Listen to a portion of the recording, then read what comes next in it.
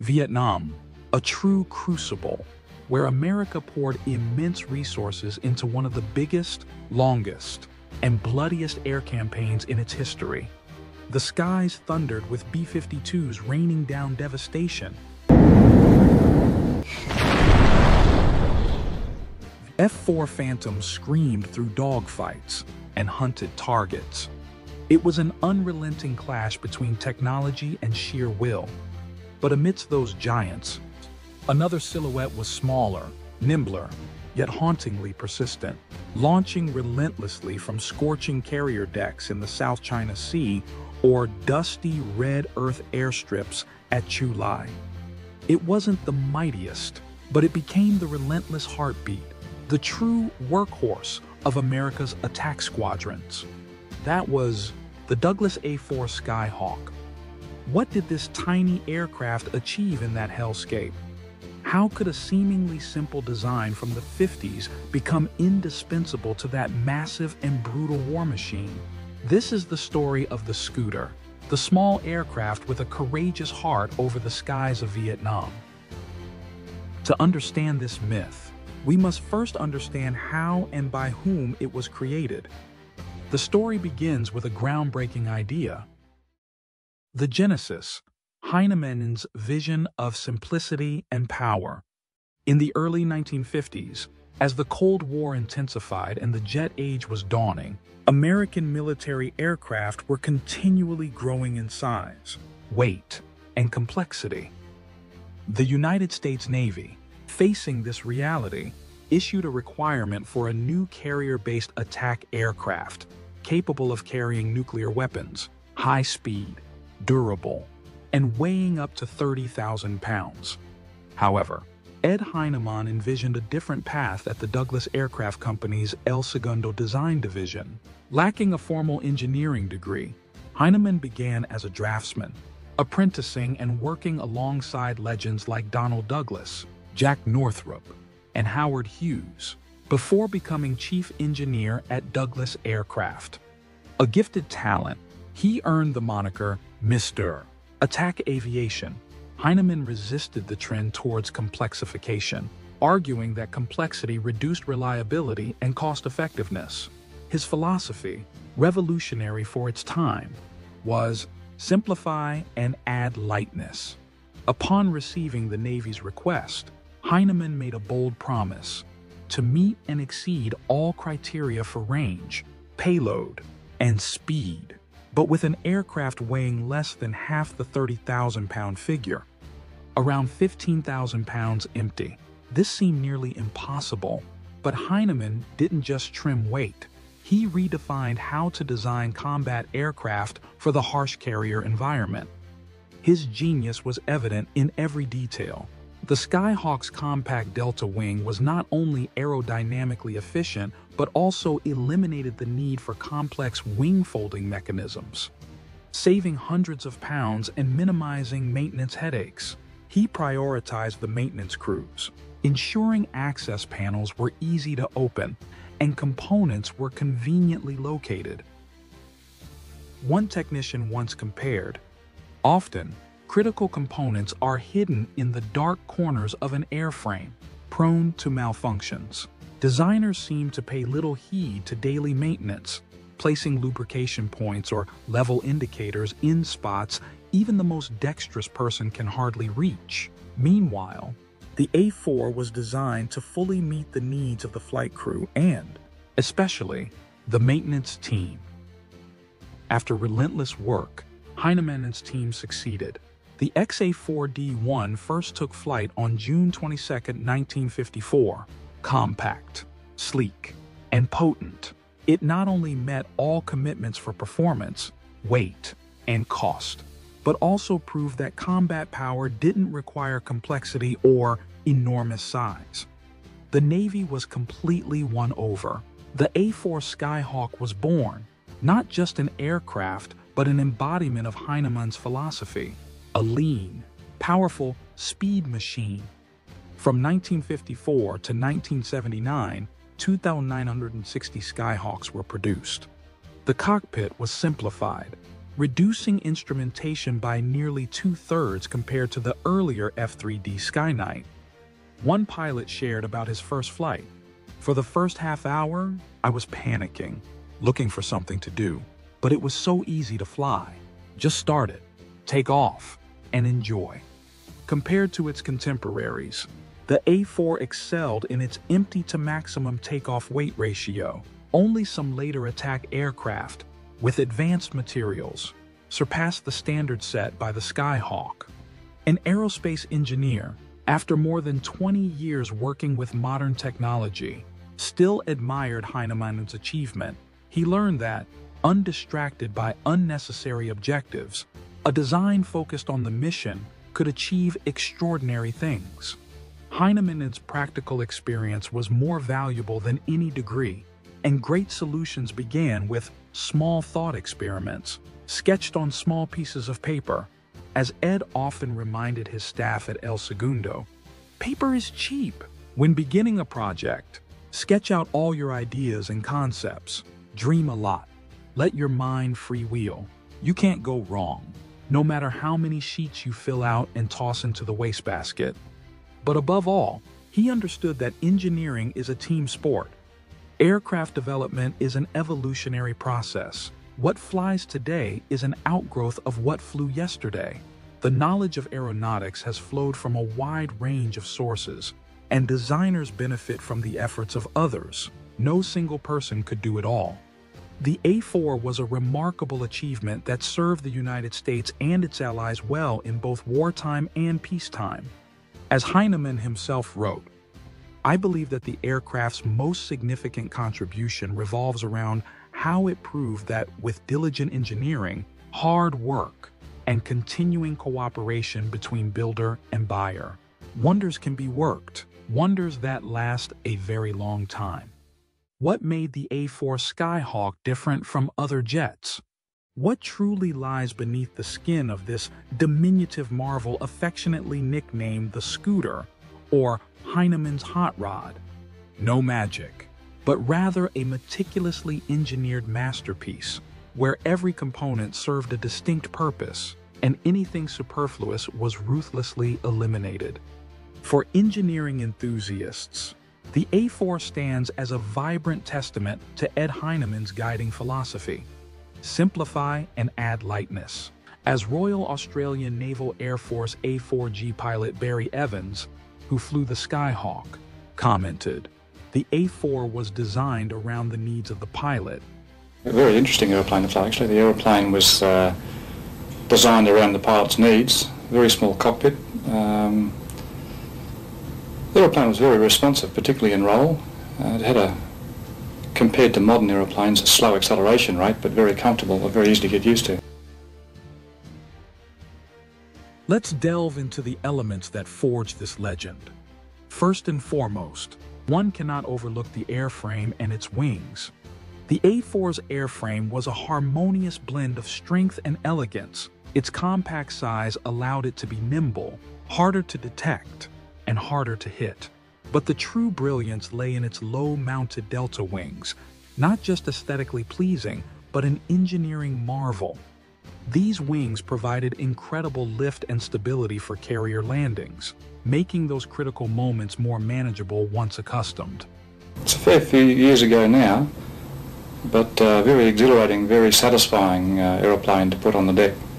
The aeroplane had a feel about it that you knew you were around about the on speed. To finesse the actual exact speed took a little bit of practice, but the aeroplane had a definite feel about it when you were in the groove. Adding to this, the leading-edge slats were a stroke of genius. No cumbersome motors or complex switches were needed. They deployed automatically under gravity and air pressure at low speeds, then smoothly retracted as the aircraft accelerated. Simple, effective, and utterly reliable.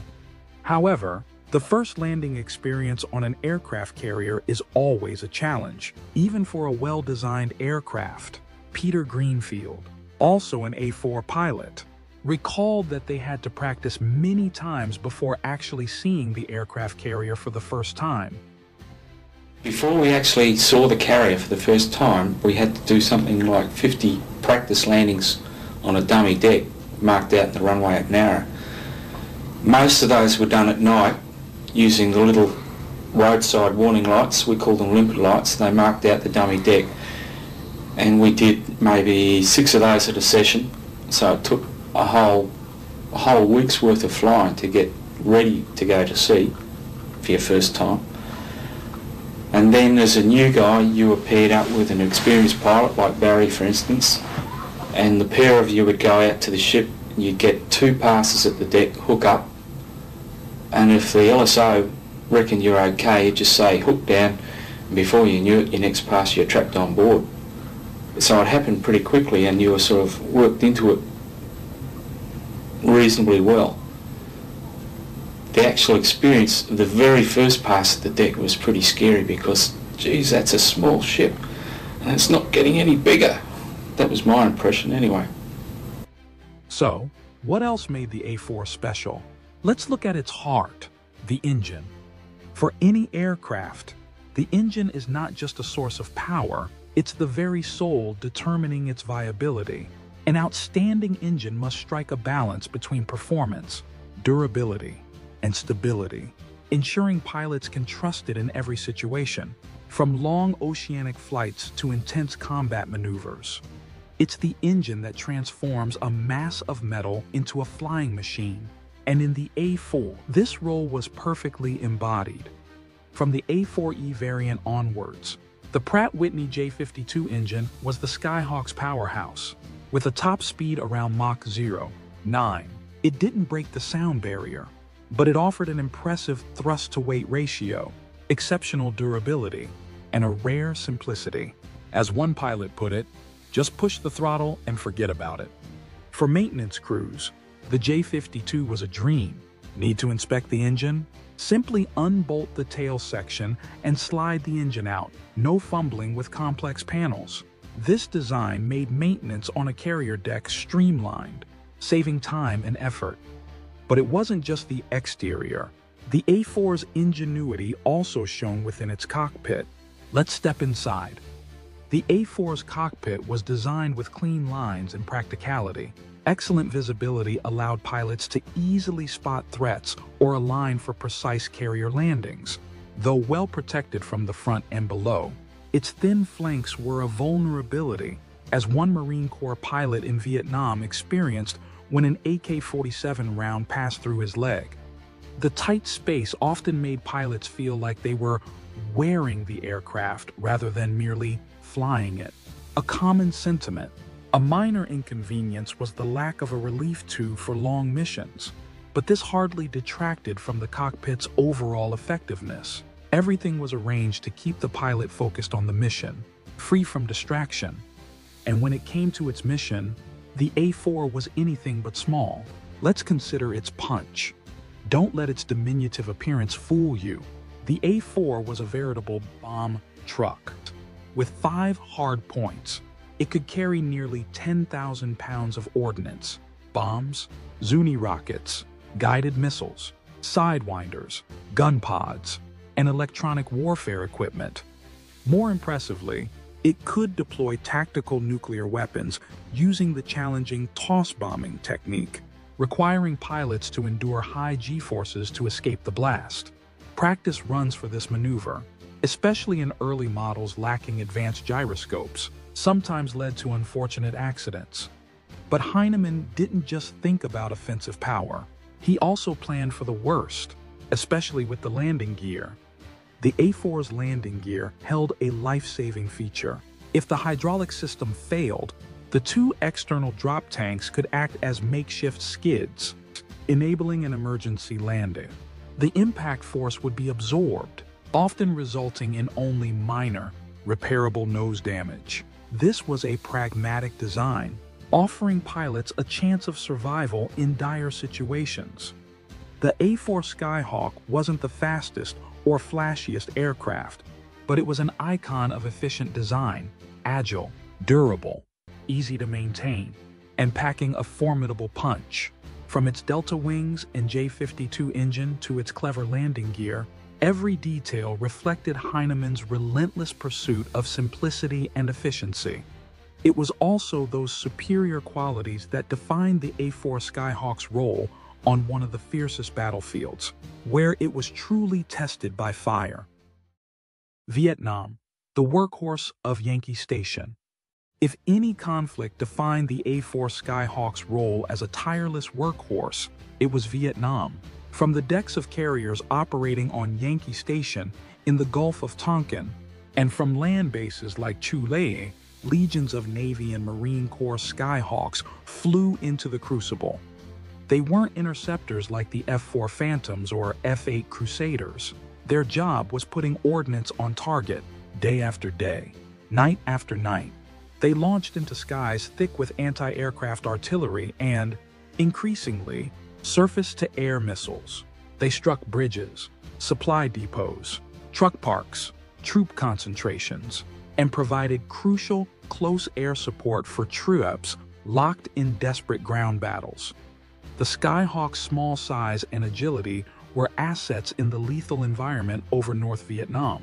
Pilots could jink and maneuver aggressively to avoid CPA fire, but it was dangerous work, relentlessly attritional. Many Skyhawks and their pilots never returned. One of the most famous A-4 pilots of the Vietnam War was Lieutenant Commander John McCain. On October 26, 1967, while flying his A-4E Skyhawk from the USS Oriskany on a mission over Hanoi, his aircraft was struck by a Soviet-made SA-2 Guideline SAM. Most of us felt, as I did, that it was very, very unlikely that I'd be shot down. As I released the bombs, I had just started to pull back on the stick when the surface-to-air missile struck the right wing, and it gyrated very violently straight down, and I ejected, and according to reports, my chute opened just as my feet touched the lake. McCain ejected over Truc Bac Lake, was severely injured, captured, and endured over 5 years as a prisoner of war. His ordeal became a symbol of resilience, and his A-4 became inextricably linked with his story.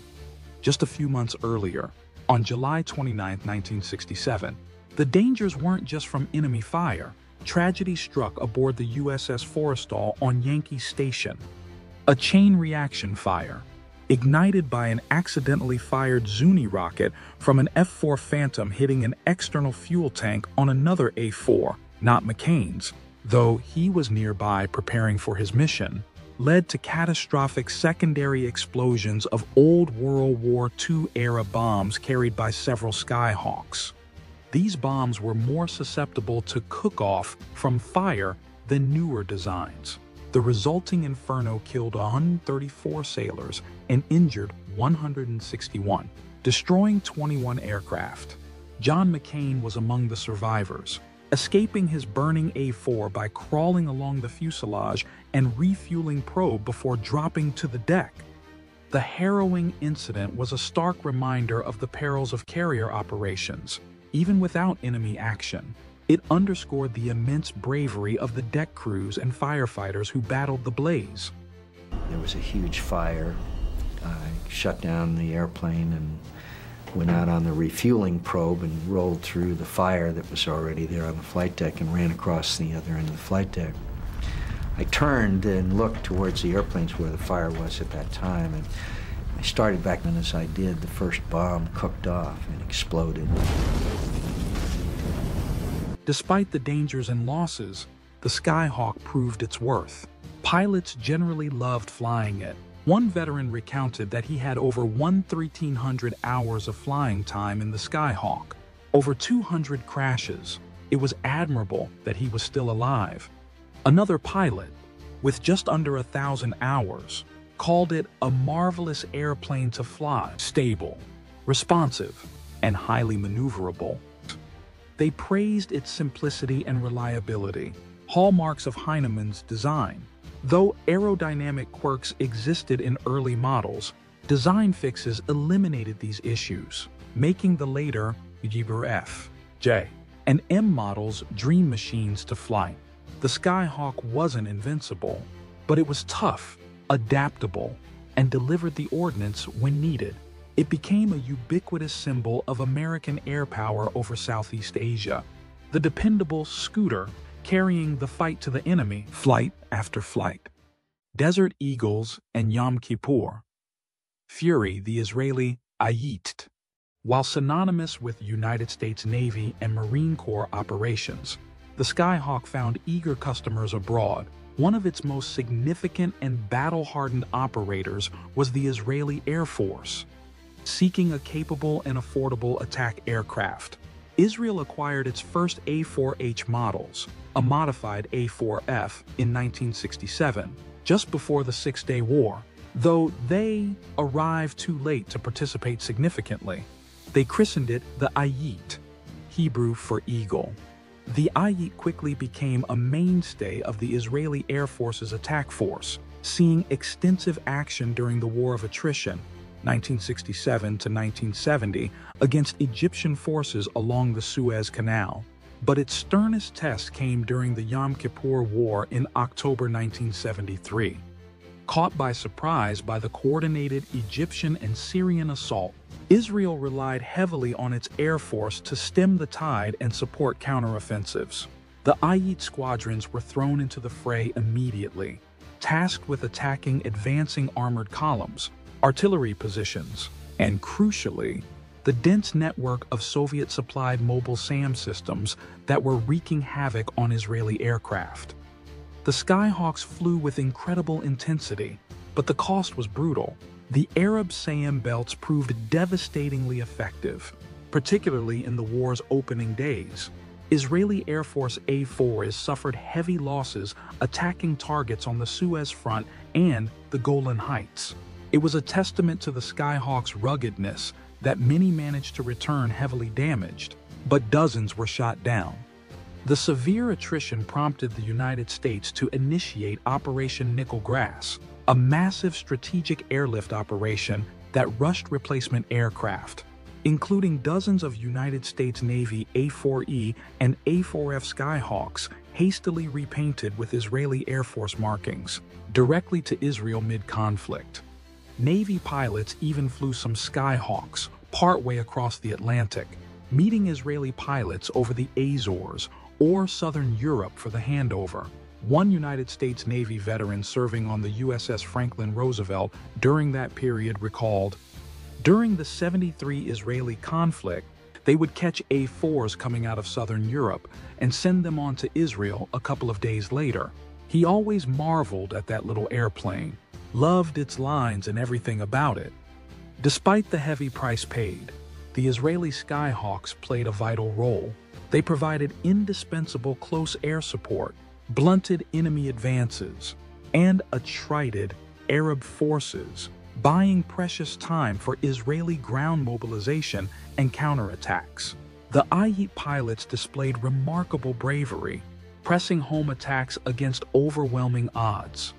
The Yom Kippur War cemented the Skyhawks' reputation as a tough, capable attack platform, but also highlighted its vulnerability to modern integrated air defense systems when flown without adequate suppression or electronic countermeasures. Israel would continue to operate and upgrade its Skyhawks for many years, eventually replacing them with newer aircraft like the F-16. South Atlantic Storm, Argentina's Skyhawks with the Royal Navy. Let us revisit one of the most significant armed conflicts of the Cold War era. The year was 1982 when Argentina's aging Skyhawk jets faced off against the mighty naval power of the United Kingdom in the Falklands War. This was a chapter of history filled with intensity, where human courage and resilience pushed far beyond the limits of technology. In this conflict, Argentina deployed its squadrons of A-4B, A-4C, and A-4Q Skyhawks, jets acquired from the United States that had seen many years of service. By 1980 standards, they were far from modern machines. These aircraft lacked advanced radar, electronic countermeasures, and could only carry unguided iron bombs. a stark contrast to the state-of-the-art Exocet missiles equipped on French-made Super Étendard aircraft. Yet it was precisely these Skyhawks that formed the sharp spearhead of Argentina's efforts to seize the Falkland Islands, a remote territory in the South Atlantic. When Britain responded with a formidable naval task force, equipped with modern warships and Sea Harrier fighter jets, Argentina found itself facing a seemingly insurmountable challenge. But Argentine pilots, with remarkable bravery, turned their outdated Skyhawks into fearsome weapons. Flying long distances from the mainland, they had to refuel mid-air from KC-130 tankers and employed bold low-level attack tactics. Skimming the waves, almost touching the ocean surface, they evaded British radar and launched daring assaults on the enemy fleet. This strategy was simple, but stunningly effective. The Skyhawk pilots would appear suddenly at the last moment, dropping bombs fitted with short-delay fuses, hoping they would strike the hull or pierce the deck before detonating. The results were astonishing.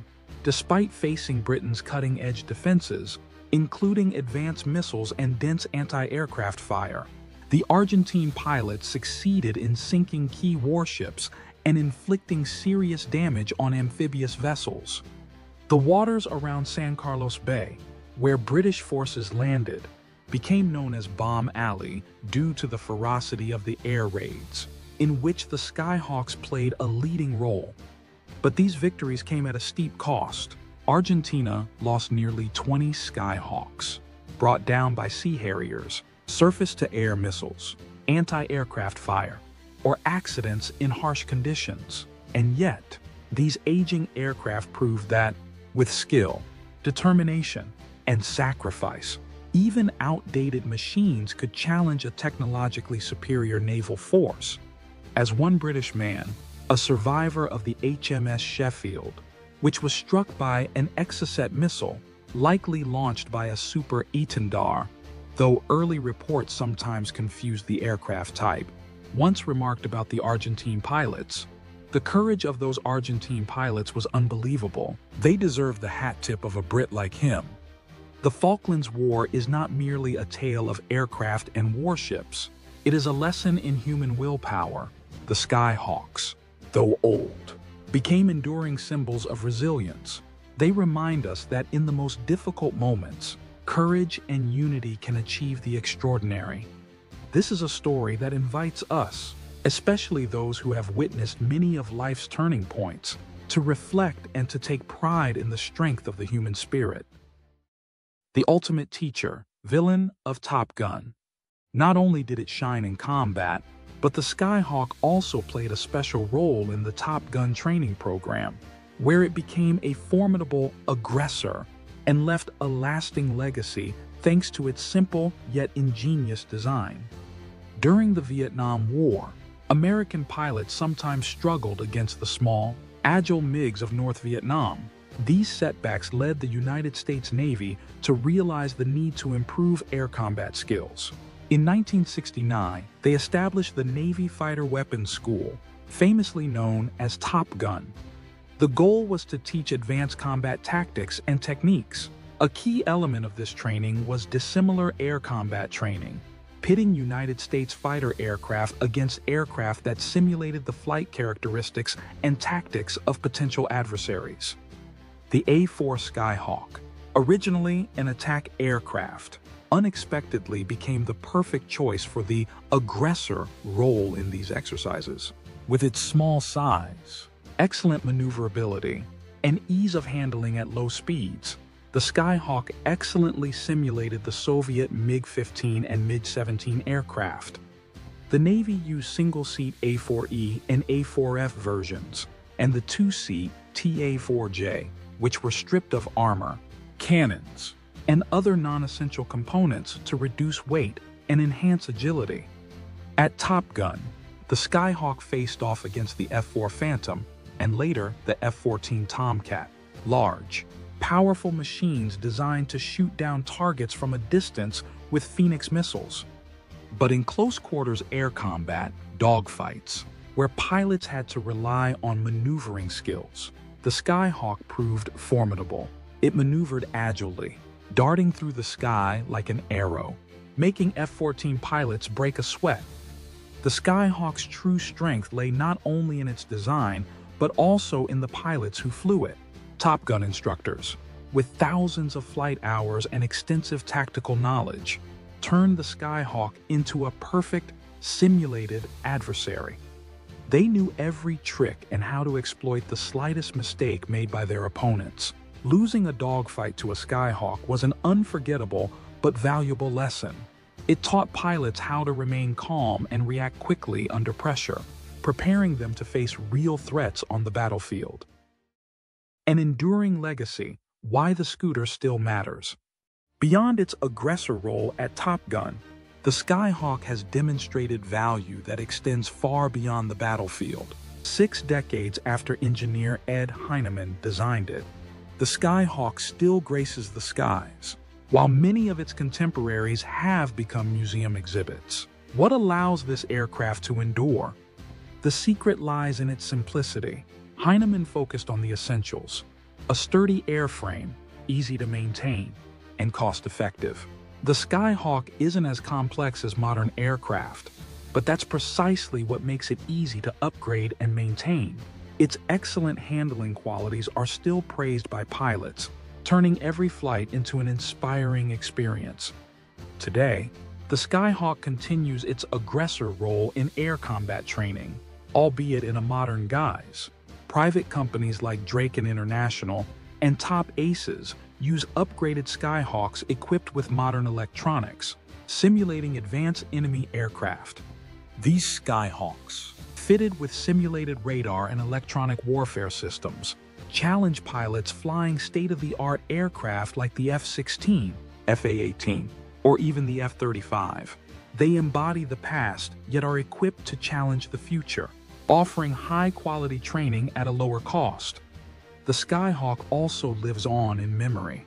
At air shows, the roar of its engine still moves audiences. In museums, the Skyhawk's compact silhouette tells a story of an era of warfare and innovation. The Skyhawk is not just an aircraft, it's a symbol of resilience and innovation. From the carrier decks in Vietnam, the waters of the South Atlantic, to the deserts of Top Gun, the Skyhawk has proven that sometimes the most powerful solutions are the simplest. It reminds us that talent, focus, and courage can overcome any technological limitations. Nearly 3,000 Skyhawks were built, serving dozens of nations over 6 decades. It wasn't the fastest or most modern aircraft, but it was durable, reliable, and beloved by those who worked with it. The Skyhawk's legacy is a testament to the power of intelligent design and an unyielding spirit. Have you ever seen a Skyhawk fly or heard other interesting stories about it? Please share in the comment section and click the like button to let us know the video quality has improved. Thank you for watching the video. See you in the next video.